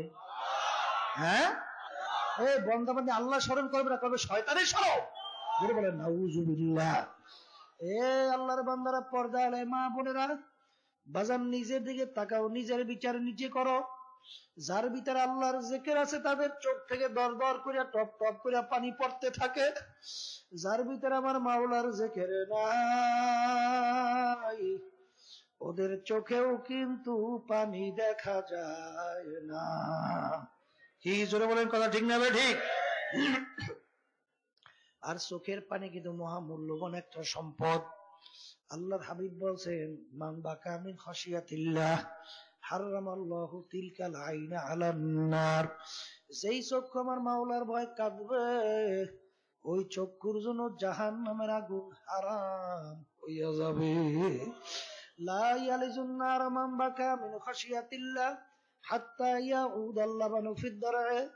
যেই চক্ষু আমার মাওলার ভয় কাঁদবে, ওই চক্ষুর জন্য জাহান্নামের আগুনে এমন অসম্ভব হইয়া যাবে, যেরকম গাভীর বান্দার থেকে দুধ দোহাইয়া ওই বান্দে ঢুকানো যেরকম অসম্ভব, ওই আল্লাহর বান্দা বান্দিকে এরকম জাহান্নাম এরকম অসম্ভব হইয়া যাবে। বাজান ইবকু ইবকু ফাইল্লাম তাবকু ফাতাবাকু। আল্লাহর হাবিব বলেন উম্মতেরা কান্দ কান্দ, কান্না না আসলে কান্নার ভান ধরো। অন্য কোন ইবাদতের ভিতরে ভান ধরা কিন্তু জায়েজ নাই। এই জন্য আমার ভাই বাজানদেরকে বলবো, পর্দার মা বোনদেরকে বলবো, আল্লাহর হাবিব অনেক সময় এমন ভাবে কাঁদতেন, হাদিসের ভিতরে আছে কান্নাহু তল্লুন, মনে হয় যেন হালকা বৃষ্টি পড়তে আছে। কিন্তু তোমার চোখে যে পানি নাই, তোমার তো একটু চিন্তাও হইল না আমার চোখে কেন পানি আসে না। এই জন্য আমার বাজানদেরকে বলবো একটু পরীক্ষা করে দেখেন, যাদের ভিতরে আমার মাওলার জিকির আছে তাদের চোখের মধ্যেও কিন্তু পানি আছে। জোরে বলেন কথা ঠিক না ভাই ঠিক? যাদের ভিতরে আমার মাওলার জিকির আছে তাদের নামাজের দিকে একটু তাকাইয়া দেখো, তাদের নামাজ কত সুন্দর। আর যাদের ভিতরে আমার মাওলার জিকির নাই তাদের নামাজ হলো শুকনা নামাজ। জোরে বলেন কথা ঠিক না ভাই ঠিক? যাদের ভিতরে আমার মাওলার জিকির আছে তাদের দিকে তাকাইয়া দেখো, তাদের অন্তরের রোগগুলো আল্লাহর ফজলে খুব তড়িৎ দূর হইতে আছে। যাদের ভিতরে আমার মাওলার জিকির নাই ওদের অন্তরের রোগগুলোও দূর হইতে দেখা যায় না। এই জন্য আমার ভাইদেরকে বলবো, পর্দালে মা বোনদেরকে বলবো, আমার মাওলার জিকির কেন করা লাগবে? দুনিয়ার মোহাব্বত কলমের ভিতরে রাখা যাবে না, কিন্তু আমরা চলি দুনিয়ার মধ্যে। বাজানো একটা নৌকা চলে পানির মধ্যে, কেউ যদি বলে পানি ছাড়া নৌকা যখন চলতেই পারে না, একটু নৌকার নিচটা একটু ছিদ্র কইরা দাও, দেখবা বাজানো ওই পানির নৌকা ছিদ্রে থেকে উঠা তোমাকে সহ নৌকা সহ তলাইয়া সমুদ্রে ধ্বংস কইরা দিবে। জোরে বলেন কথা ঠিক কিনা? এ মাঝি, তোমার নৌকা নদীতে চলবে, পানির ভিতরে তোমার নৌকা চলবে, কিন্তু সতর্ক থাকা লাগবে ওই পানি যেন তোমার নৌকার ভিতরে না ওঠে। এরপরে যত সতর্ক থাকুক না কেন, দেখবেন কিছু না কেন পানি নৌকার ডরায় জমতেই চায়। জোরে বলেন কথা ঠিক কিনা?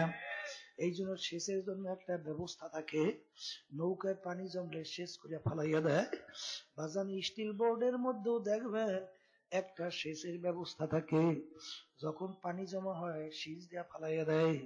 ঠিক আল্লাহর বান্দা বান্দিরা, তুমি আর আমি চলি দুনিয়ার মধ্যে, যত সতর্ক থাকি না কেন কিছু না কিছু দুনিয়ার মোহাব্বত তোমার আমার কলবের ভিতরে বসতেই চায়। জোরে বলেন কথা ঠিক না ভাই ঠিক? এই দুনিয়ার মোহাব্বত কলব থেকে দূর করার জন্য সকাল সন্ধ্যায় বসে একটু দূরিতে টান দেওয়া লাগবে।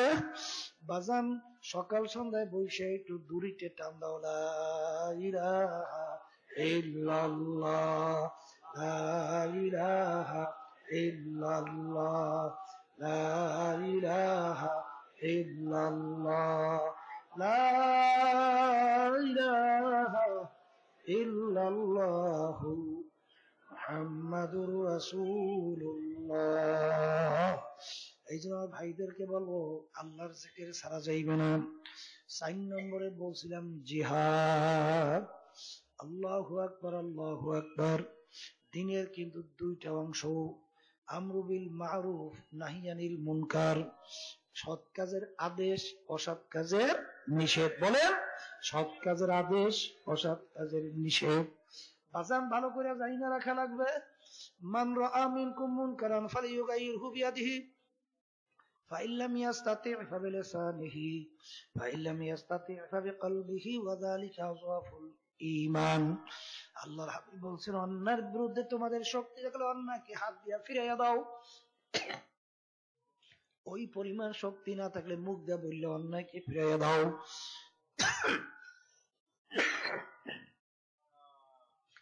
ওই পরিমাণ যদি শক্তি না থাকে, মনে মনে পরিকল্পনা করো কিভাবে অন্যায়কে ফিরানো যায়। শেষের অবস্থানকে আল্লাহর হাবিব বলছেন ইমানের দুর্বল অবস্থা। কিসের দুর্বল অবস্থা? মুখ খুলে কথা বলে। এখানে কিন্তু আল্লাহর হাবিব ইমানের স্তর বয়ান করছে। শক্তিশালী ইমান অন্যকে হাত দিয়া ফিরাও, মধ্যম দরজার ইমান মুখ দিয়ে বললে ফিরাও, দুর্বল ইমান পরিকল্পনা করো কিভাবে ফিরানো যায়। এ আল্লাহর বান্দারাও, পর্দালে মা বোনেরা, আজকে বাংলাদেশের ভিতরে শতকরা প্রায় 92 জনের মতো মুসলমান। এই বাংলাদেশের ভিতরে আজানের শব্দকে বিশ্বাস শব্দের সঙ্গে তুলনা করে গালি দেওয়া হয়। জোরে বলে নাউজুবিল্লাহ। এই বাংলাদেশের ভিতরে আল্লাহর হাবিবকে চরিত্রহীন বলে গালি দেওয়া হয়। নাউজুবিল্লাহ। বাজার, আল্লাহর হাবিবকে সন্ত্রাসী বলে গালি দেওয়া হয়। নাউজুবিল্লাহি মিন যালিক। কোরআনুল কারীমকে লাল বই টিটকারি মাইরা ডাস্টবিনে ফেলাইয়া দেওয়ার হুমকি দেওয়া হয়। এই বাংলাদেশের ভিতরে এত মুসলমান থাকার পরেও আজকে শিক্ষা পাঠ্যসূচির ভিতর থেকে আল্লাহর হাবিবের ইতিহাস উঠাইয়া দিয়েছে, সাহাবায়ে কেরামদের ইতিহাস উঠাইয়া দিল। আজকে মুসলমানি শিক্ষা উঠাইয়া হিন্দুত্ববাদ নাস্তিক্যবাদ শিখানো হইতেছে। বাজান, আরে শক্তি থাকা অবস্থার বিরুদ্ধে তোমার আমার কথা বলা লাগবে। জোরে কেউ লাগবে, জোরে কেউ লাগবে, কেউ লাগবে না। আল্লাহু আল্লাহ। এক হাদিসের ভিতরে আসছে, যার ভিতরে জেহাদি প্রেরণা নাই ওর মৃত্যু হবে মুনাফিকের মৃত্যু। কিসের মৃত্যু? মুখে কিসের মৃত্যু? আর মুনাফিকের ব্যাপারে কোরআনুল কারীমের ভিতরে আসছে, ফি দারকিল আসফালি মিনান নার, ওর জায়গা হবে জাহান্নামের একেবারে শেষ তবকা। জোরে বলেন কথা ঠিক না বেঠিক? আমরা বাজান কি পারবো তা জানি না, কিন্তু ওই কথা মনে রাখা লাগবে। যখন নমরুদ আল্লাহু আকবার ইব্রাহিম নবীকে আগুনের ভিতরে ফেলাইছিল, তখন একটা ব্যাঙ বারবার পানির ভিতরে লাফ দিয়ে পানি ঢোক গেলে উইঠা উইঠা ওই আগুনের দিকে প্রসাব করে। বাজান, ব্যাঙের পানির পরিমাণ অল্প, কাছেও যায় না, ও দ্বারা পানি আগুন নেবেও না। জিজ্ঞাসা করো, ব্যাঙ তুমি এরকম বারবার কেন করো? বলে, আমি জানি আমার পানি আগুন পর্যন্ত পৌঁছবেও না, এর দ্বারা আগুন নেবেও না। করি কেন? আল্লাহ এবং তার খলিল ইব্রাহিম দেখু আমি ব্যাঙ তাদের পক্ষে আছি। এই জন্য হাদিসের ভিতরে আছে, লা তাকতুলুদ দাবদা, তোমরা ব্যাঙকে মাইরো না। ব্যাঙ ইব্রাহিম নবীর আগুন নিবাইতে সহযোগিতা করছিল। বাজান, ওই যে কাকড়া রক্ত সোজা বারবার আগুনে ফুটেতেছিল, জিজ্ঞাসা করা হলো কেন ফুদাও? ফুটো আগুন পর্যন্ত পৌঁছবেও না, এ দ্বারা তো আগুন জ্বলবেও না। কলে, নমরুদ এবং তার দলেরা দেখু আমি তাদের পক্ষে। এই জন্য এক বাড়িতে মারতে বলে 100 নাকি আমল নামায় জমা হয়ে যায়। বাজান, আমরা কি পারবো জানি না। আজকে রোহিঙ্গা মুসলমানদের উপরে যেভাবে নির্যাতন চলছে, অন্তত অন্যায়ের বিরুদ্ধে আমাদের কথা বলা লাগবে। বাজান, আমরা তো ঘোষণা করেছি ইসলামী আন্দোলন বাংলাদেশ 18 তারিখ এই মাসে ঢাকা থেকে লং মার্চ করে আল্লাহর ফজলে আমরা মিয়ানমার অভিমুখে রওনা করব। আল্লাহ দেখুক, অন্যায়ের বিরুদ্ধে, ওদের অত্যাচারের বিরুদ্ধে আমার মুসলমান কাজা সাদেন ওয়াহেদ একটা শরীরের মতো। বাজান, আজকে তোমার নিজে নিজে চিন্তা করিয়া দেখো, এই অত্যাচার যদি তোমার উপরে চালানো হইতো কি অবস্থা হইতো। এই জন্য বাজান, আল্লাহর ফজলে করবে, আমি তো নিয়াত করছি আল্লাহর ফজলে রওনা করিয়া যাব। তোমরা লং মার্চের সঙ্গে যাওয়ার জন্য কে কে রাজি আছো? আল্লাহু আকবার, নারায়ে তাকবীর, আল্লাহু আকবার। আল্লাহ আপনি কবুল করে নিন, আল্লাহুম্মা আমিন। সবাই বল আল্লাহুম্মা আমিন। আল্লাহু আল্লাহ। আরে আফসোস রে, আজকে জাতিসংঘ বিভিন্ন সময় মুসলমানদের উপরে মিথ্যা অভিযোগের মাধ্যমে দেশ ধ্বংস করিয়া দিল, লক্ষ লক্ষ মানুষ মুসলমানদেরকে মারলো, সে ব্যাপারে তার কোনো কথাও নাই, বরঞ্চ সহযোগিতা দেখা যায়।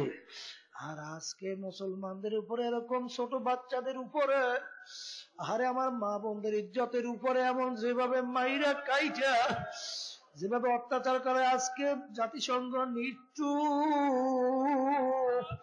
এই জন্য আমার আব্বাজান বলতেন ওটা জাতিসংঘ না, মুসলমানি বিধানকারী সংঘ। হে মুসলমান, তামাম দুনিয়ার মুসলমান, আসো আমরা মুসলমান জাতিসংঘ তৈরি করি। সেই হিসেবে মুসলমান বাবাদেরকে বলবো, দলাদলি সারো, কবরে কিন্তু যদি কেউ পরিচয় দাও আমি চরমনায় মুরিদ, কোনো কাজ হবে না। আমি অমুকের লোক, আমি অমুক দলের লোক। আজকে বাংলাদেশে এত মুসলমানের পরেও আজকে বাংলাদেশের ভিতরে ইসলাম মুসলমানদের উপরে যে নির্যাতন, যে ষড়যন্ত্র চলছে, মাদ্রাসাগুলোকে বন্ধ করার যে পায়তারা চলছে, এখনো নিজের আমৃত্যু নিয়ে বসে আছো। বাদ দাও, বাদ দাও। ওয়াতাসিমু বিহাবলিল্লাহি জামিআন ওয়া লা তাফাররাকু। হারে সবাই একত্রিত হইয়া তারপর অন্যায়ের বিরুদ্ধে আমরা অবস্থান যদি তৈরি করতে পারি। আর মুসলমান আমার বাবাদেরকে বলবো, আমরা মুসলমান সবসময় ইসলামের পক্ষে থাকবো, আমরা কখনোই বাতিলের সঙ্গে থাকবো না। যদি আজকে ইসলামের পক্ষে মুসলমান থাকে, এই বাংলার জমিনে হাতে গোনা কয়েকটা মুরতাদ নাস্তিক ইসলাম বিদ্বেষ চক্র আল্লাহর ফজলে মাথা জাগাবার সাহস বাংলার জমিনে পাবে না। কথা ঠিক না বেঠি? এই জন্য আমার ভাইদেরকে বলবো, পর্দা আলে মা বোনদেরকে বলবো, বাজার অন্যের বিরুদ্ধে শক্তি অনুযায়ী আমাদের কথা বলা লাগবে। আর আল্লাহর জমিনে আল্লাহর দ্বীন বাস্তবায়নের জন্য চেষ্টা করা লাগবে। কারণ কিয়ামতের ময়দানে যেন বলতে পারি, মাবুদ গো, ইব্রাহিম নবীর আগুনে যেরকম নাকি ব্যাঙ বারবার প্রস্রাব করছে, আগুন নিবুক বা না বুবুক আমি জানি না, কি হবে কিয়ামতের ময়দানে যেন বলতে পারি, মাবুদ গো, তোমার দিন তোমার জমিনে বাস্তবায়নের জন্য সাধ্য অনুযায়ী চেষ্টা করছি। কিয়ামতের ময়দানে আমার মাওলা বান্দা বান্দীকে মাফ করার জন্য ওসিলা তালাশ করবে। এই ওসিলা আমার মাওলা তোমাকে আমাকে মাফ করে জান্নাতের ব্যবস্থা করতে পারে কি পারে না? এই জন্য মুসলমানের সিদ্ধান্ত নেওয়া লাগবে, আমরা ইসলামের পক্ষে থাকবো, আমরা বাতিলদের পক্ষে থাকবো না, মুসলমান ইসলামের সঙ্গে থাকবে। আরে মুসলমান যদি ইসলামের পক্ষে না থাকে, এটা কি থাকবে হিন্দুরা, খ্রিস্টানরা, অন্য ধর্ম অবলম্বীরা? তাইলে কেন মুসলমান ইসলামের পক্ষে থাকবে না? আজকে বর্তমানে বাংলাদেশের ভিতরে এই আল্লাহর আদর্শ বাস্তবায়নের জন্য বাজানে এখন আগের যুগের মতো সেই তরবারি নিয়ে যুদ্ধ করার মতো পরিবেশ নাই। জোরে কন। আমাদের শক্তিও নাই যে অন্য কোন দিক থেকে বাস্তবায়নের। ওলামায়ে কেরাম সিদ্ধান্ত অনুযায়ী বর্তমানে যে ভোট আছে, এই ভোটের মাধ্যমে আদর্শ বাস্তবায়ন করার পদ্ধতি। বাজান যারা আওয়ামী লীগ করে তাদের কাছে বলবে, শেখ মুজিবুর রহমানের আদর্শ বাস্তবায়ন করতে চাই, তুমি সমর্থন দাও। যারা বিএনপি করে জিয়াউর রহমানের আদর্শ বাস্তবায়ন করতে চাই। আর ইসলামী আন্দোলন বাংলাদেশ হাত পাকা প্রতীক নিয়ে আসবে, আল্লাহ এবং আল্লাহর রসুলের নীতি আদর্শ বাস্তবায়ন করতে চাই। তোমার কাছে রায় চাইবে, সহযোগিতা চাইবে, তোমার সাক্ষী চাইবে। এখন তুমি মুসলমান, তুমি কোন পক্ষের রায় দেবে এটা তোমার নিজের বিচার, তুমি করো। জোরে বলেন কথা ঠিক না বেঠিক? এই জন্য আমার বাজানদেরকে বলো, পর্দা আলে মা বোনদেরকে বলবো, বাজান ওই দিন ভুললে চলবে না রে বাজান। আজকে তো বাহাদুরি করলাম, আজকে তো টাকার গৌরব, ক্ষমতার গৌরব, বংশের গৌরব, শিক্ষার গৌরব, পীরের গৌরব, মুফতি মুহাদ্দিসের গৌরব। যেদিন তোমার আমার ভিতর থেকে রুহুটা বের হইয়া যাবে, তাকাইয়া দেখো সাদা তিনটা কাপড় দিয়া পেঁয়াজ দিয়া ফালাইয়া রাখবে। আহারে কোথায় তোমার মাতুব্বারি, কোথায় তোমার সরদারি, কোথায় তোমার টাকার গরম, কোথায় তোমার বাহাদুরি? কই এখন তো আর কিছুই রইল না। আহারে বড় মেয়াকে কিন্তু কাপড় 5টা দিয়া পেঁয়াজ দেবে না, আর ছোট মেয়াকেও কিন্তু কাপড় 2টা দিয়া পেঁয়াজ দেবে না, সবাইকে কাপড় 3টা দিয়েই পেঁয়াজ দেবে। আর মাথার ভিতরে বাঁধ দেবে, মাজার ভিতরে বাঁধ দিবে। আর পায়ের মধ্যে বান্ধিয়া কবরের ভিতরে শুইয়া যখন উপরে ছাউনি দিয়া যার যার কাজে আসবে, যদি খোদা না কাজ তার না ফারমান হইয়া মাওলার হুকুম না মাইনা প্রতিটা ক্ষেত্রে ব্যক্তিগত জীবন, পারিবারিক জীবন, সামাজিক জীবন, কামাইতে খরচে, ব্যবসায়, আন্তর্জাতিক জীবনে, রাজনৈতিক জীবনে মালিকের হুকুম অনুযায়ী যদি জীবনটা না চালাইয়া কবরে যাইয়া কবরে মাটি দুই পাশ থেকে এমন ভাবে চাপ মারবে, এক পাজরে হাত দিয়ে অন্য পাজরে মিশাইয়া দেবে। আল্লাহ আপনি আমাকে আমাদের সবাইকে মাফ করিয়ে দিয়ে। আল্লাহু আল্লাহ কিয়ামতের ময়দানে উঠবা, আখারে সূর্য 9 কোটি 30 লক্ষ মাইল দূর থেকে যখন গরমের দিনে দুপুরের সময় তাপ দেওয়া শুরু করে, তোমার আমার কলিজা শুকাইয়া যায়। কিয়ামতের ময়দানে আমার মাওলাই সূর্য 1 হাত বা 100 হাত মাথার উপরে উপর করিয়া ছাড়িয়া দেবে, বলবে আল্লাহু আল্লাহ, গাছ নাই, বাড়ি নাই, ঘর নাই, পানি নাই, বাগুন নাও কোনো জায়গা নাই, সূর্যের তাপে মাথার তালুটা টাস টাস করে ফাইটা মগজ গুলা ভাতের মতো উত্তাইয়া বাইয়া বাইয়া পইরা যাইবে।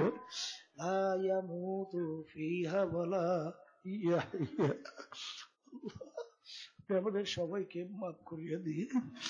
আল্লাহ যদি আল্লাহু আকবার জাহান্নামের ঘোষণা হইয়া যায়, জাহান্নামের আগুনে এমন তেজের আগুন হবে,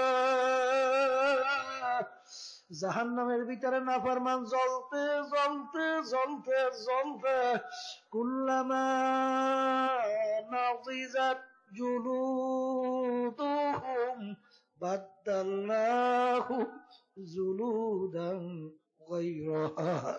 জাহান্নামের আগুনে নাফরমান জ্বলতে জ্বলতে চামড়াটা পুড়িয়া খল্লাত করিয়া পড়িয়া যাইবে, আবার নতুন চামড়া গজাইয়া যাইবে। আমাদের সবাইকে মাফ করিয়া দিয়েন। আরে নাফরমান জাহান্নামের আগুনে জ্বলতে জ্বলতে পেটের ক্ষুধায় চিৎকার মারবে। আল্লাহ রাব্বুল আলামিন ফেরেশতা দেখো, ও ফেরেশতা, ওদের গলায় রশি লাগাইয়া টানতে টানতে হেউজ গাছের বাগানে নিয়ে যাবো, হেউজ গাছের বাগানের ভিতরে নিয়ে বান্ধা রাখবে। আল্লাহ আল্লাহ, ওই হেউজ গাছের ভিতরে কাটা যুক্ত আল্লাহ আমল করিয়া খাইবে, পেটের ক্ষুধায় সহ্য করতে পারবে না। কাটা দিয়ে যখন গলার ভিতরে আইকা যাবে, নিচেও যাবে না, উপরে উঠবে না। আমরা দুনিয়ার ভিতরে গলায় কিছু বাজলে পানি পান করি, গলার থেকে চলে যায়। আরে ওই এমন গরম পুজ রক্ত সামনে নিয়ে আসবে, যখন চেহারার সামনে পানির পেয়ালা ধরবে, চেহারার গোস্ত গুলো ঝপঝপ করে পেয়ালার মধ্যে পড়িয়ে যাইবে। নাফরমান পানির বিবেকে সহ্য করতে পারবে না, পানি যখন ঢক ঢক করে গিললে ফেলবে, পেটের ভিতরে যাইয়া আল্লাহু আকবার নারী পুরি পচাইয়া গলাইয়া পায়খানার রাস্তা দিয়া জুব জুব জুব জুব করিয়া পড়িয়া যাইবে। লা ইয়ামুতু ফিহা ওয়ালা ইয়াহইয়া। আরে মানুষ বাঁচবেও না, মরবেও না, মউত তালাশ করিয়া পাওয়া যাবে। আল্লাহর বান্দারা, মুসলমান বিশ্বাস করেন না? একে তো কোরআন শরীফে আয়াত শুনাইছি, বাজান মনকে বুঝাইয়া কবরে রওনা করো বাজান। আমার আব্বাজান বলতেন যে এই মামলার তদবির না, ওই মামলারও কিন্তু খালাস নাই। আমার আব্বাজানের মুখে শুনছিলাম আমার দাদাজান রহমাতুল্লাহ আলাইহির কথা। একদিন দাদাজান যাইয়া দেখে আমার দাদু চুলার পাশে বসে দুই চোখের দিয়ে পানি দর দরাইয়া পরে আর কান্দে।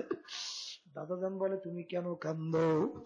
কলে, আমি যখন চুলার ভিতরে লাকড়ি গুলা দিলাম, যখন চুলার লাকড়ির মাথার ভিতরে আগুন ধরিয়া গেল, ওই আগুনের তেজে লাকড়ির গোড়া দিয়ে পস পস পস পস করে লাকড়ির রস গুলা বাইরেতে আছে, ওইটা দেখে আমার কবরের কথা মনে পড়িয়া গেল। যদি খোদা না কাছে আমি বেনামাজি, হারাম কর, ঘুষ কর, সুদ কর, হইয়া কবরে যাই, আর আমার শরীরের ভিতরে যদি জাহান্নামের আগুন ধইরা আমার শরীরের 360টা মাকাম দিয়ে জোড়া দিয়া পস পস পস পস করে হাড্ডির রসগুলো বাইরে থাকবো। এই ভয়তে কবরের চেতে আমি কান্দি।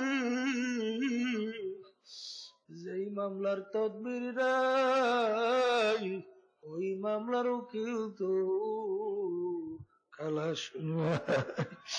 এই জন্য আমার বাজানদেরকে বলো, পর্দালে মা বোনদেরকে বলবো, জাহান্নামের আগুন কেমন তেজের আগুন আমার মাওলা আগেই ঘোষণা করে। সহ্য করতে পারবা তো? নারুল্লাহিল মুকাদাতুল্লাতী তাত্তালিউ আলাল আফইদা। জাহান্নামের আগুন এমন তেজের হবে শরীরের যে কোনো জায়গায় লাগার সঙ্গে সঙ্গে ওই আগুন যায় কলিজা পর্যন্ত পুচ্ছা যাইবে। আপনি আমাকে আমাদের সবাইকে মাফ করিয়া দিয়ে। আরে জাহান্নামের 26 চুগুল আল্লাহু আকবার এমন ভাবে নাফরমানকে পেঁচাইয়া ঠোকরাইতে থাকবে। আল্লাহু আল্লাহ আল্লাহ আপনি আমাদের সবাইকে মাফ করিয়া দিয়ে। বাজার কিয়ামতের ময়দানে বেহেশত জাহান্নাম মাওলা কাছাকাছি কায়েম করবেন। আল্লাহ জাহান্নামীরা জাহান্নামের ভিতরে আগুনে জ্বলতে জ্বলতে কলিজা পুড়িয়া আর দেখবে বেহেশতের ভিতরে গোলাম নাজনে মাত খায় আর মালিক তো নাফরমান নামাজ পড়ে নাই, মাওলার হুকুম মানে নাই, বাজান সুন্নাত তরিকা অনুযায়ী চলে নাই। ডাক দিয়ে বলবে, গোলাম আহারে তোকে তো আমি টিটকারি মারছি নামাজ পড়ছো, আমার মাওলার ওয়াদা তো সত্য হয়ে গেছে, এখন আমার জাহান্নামের আগুনে জ্বলতে জ্বলতে আমার কলিজা পুড়িয়া ছাই হইয়া গেল, আমাকে একটু বেহেশতের নাজনের মাত দাও, খাইয়া আমার কলিজাকে ঠান্ডা করি। তখন গোলাম উত্তর দেব, রে নাফরমান, আমার মাওলা জাহান্নামীদের জন্য নাজনে মাত হারাম কইরা দিছে। এ দুনিয়াদার পাগল আমার বাবারা, পর্দালে মা বোনেরা, পস্তে আসে নাচতে মাসু বাদশাহ মালে মস্ত পীরে মস্তে জিরে মস্তে শেখে দর আসরারে মাস। দুনিয়ার ভিতরে সব মানুষ কিন্তু পাগলের দল। কেউ বা টাকা পয়সা বেশি কামাইয়ের জন্য পাগল, কেউ বা পীর মুফতি মুহাদ্দিস হওয়ার জন্য পাগল, কেউ বা মেম্বার চেয়ারম্যান এমপি মিনিস্টার হওয়ার জন্য পাগল, কেউ বা বড় শিক্ষিত হওয়ার জন্য পাগল, কেউ বা অমুক সমুক হওয়ার জন্য পাগল। আর একদল মানুষ দুনিয়ার বিচার করে তারাও কিন্তু একদল পাগল, তারা কিন্তু আমার মাওলার পাগল। বাজান মনে করছো কিছু হবে না? না, বাংলাদেশে কত ঘটনা আমার মাওলা মাঝে মধ্যে দেখায়। চরমনের একজন মুজাহিদ ছিল কুড়িগ্রাম, অনেকে তাকে ঘুঘু মুন্সি কইয়া ডাকতো, আসলে তার নাম ছিল বশিরউদ্দিন মুন্সি। ঘুঘু মুন্সি কেন বলতো? রাস্তা দিয়ে হাঁটতো এমন ভাবে আমার মাওলার জিকির করতো, মনে হয় যেন ঘুঘু বলতে বলতে যায়। তিনি দুনিয়া থেকে বিদায় নিয়ে কবরে যাওয়ার পরে 32 বছর পরে নদীর ভাঙ্গলে যখন তার কবর ভাঙ্গিয়া গেল, কাপনের কাপড় সহ আনাম তাজা লাশ বের হইয়া আসছে।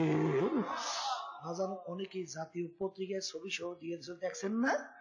অনেকে দেখেন নাই? কয়েক বছর পূর্বে উঠাই এনে আব্বাজান রহমাতুল্লাহ আলাইহির নামের মাদ্রাসা ফজলুল উলুম, সেখানে নতুন ভাবে আবার দাফন করছে। আমি কিছুদিন আগেও সেই কবর জিয়ারত করিয়া আসছি।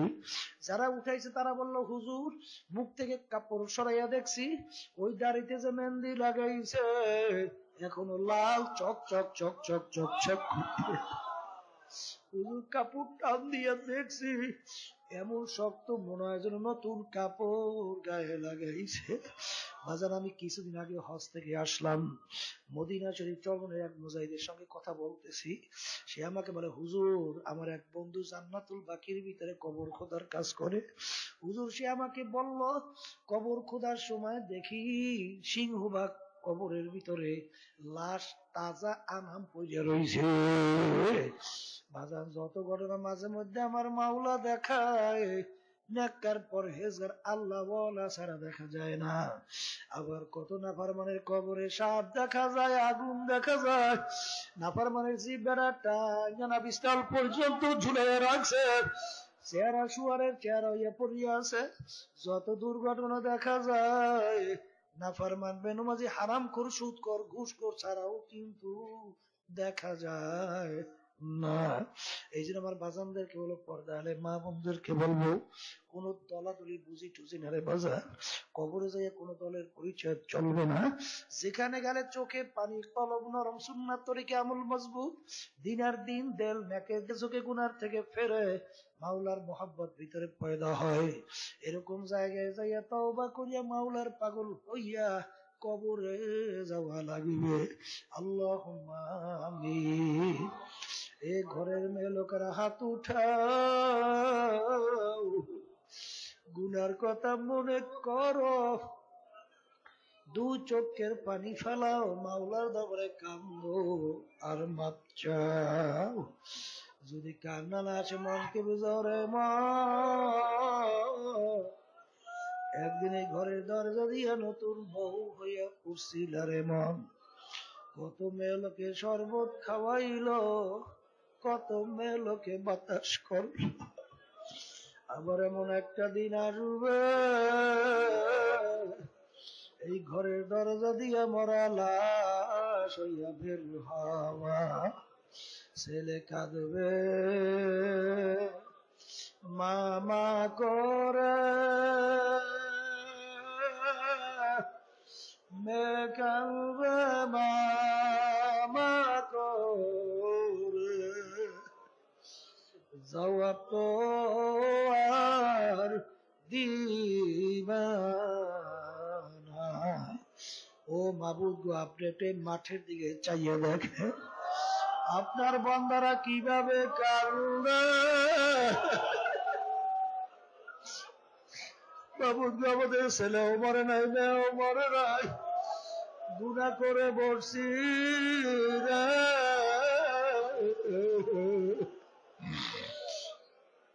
মাফ করে দেন গো মাওলা, মাফ করে দেন।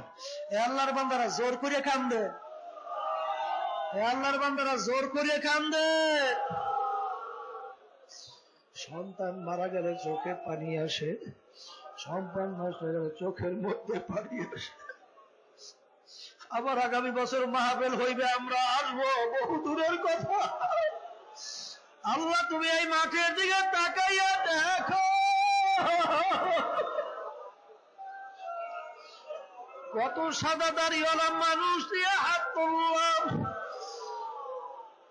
কত জাকিরিন শাকিরিন বান্দাদের হাত তুললাম, কত নাবালেগ তালেবে ইলমের হাত তুললাম, কত তোমার খাস বান্দাদেরকে নিয়ে হাত তুললাম।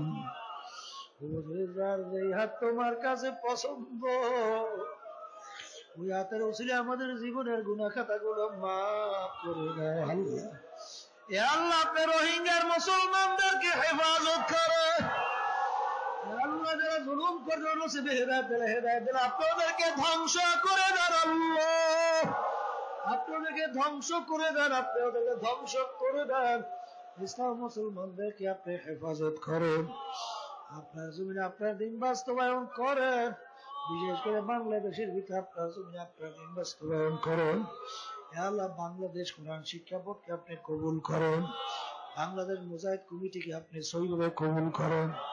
আল্লাহ, ইসলামী আন্দোলন বাংলাদেশকে আপনি কবুল করেন, ছাত্র আন্দোলন, শ্রমিক আন্দোলন, যুব আন্দোলন সহ সমস্ত সহযোগী সমর্থকদের কবুল করে নেন।